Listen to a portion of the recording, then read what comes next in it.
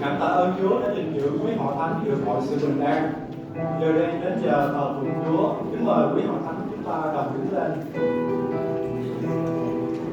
Thánh thay, thánh thay, thánh thay là Đức Giê-hô-va vạn quân, khắp đất đầy dẫy sự vinh hiển Ngài. Hỡi Đức Chúa Trời đã sáng tạo tôi, hơi thở của Đấng còn đang đã ban cho tôi sự sống.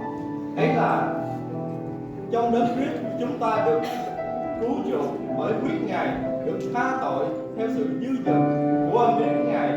Kính mời quý mục sư hội thánh cùng tôn vinh Chúa bài thánh ca bởi danh Ngài là Thánh Thay và thần linh của Chúa.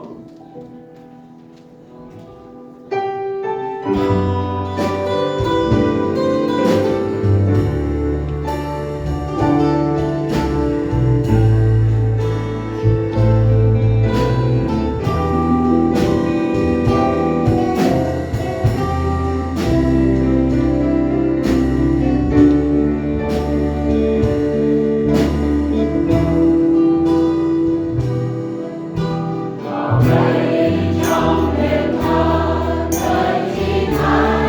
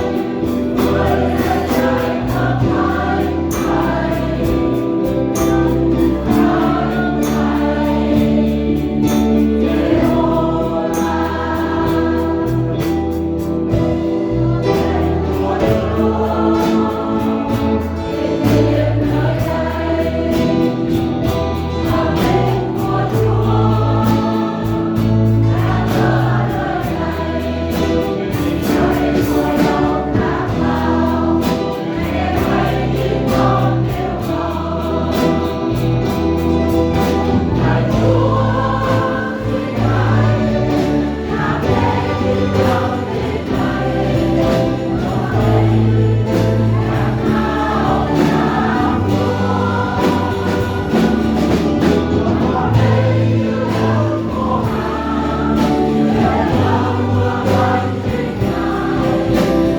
lỡ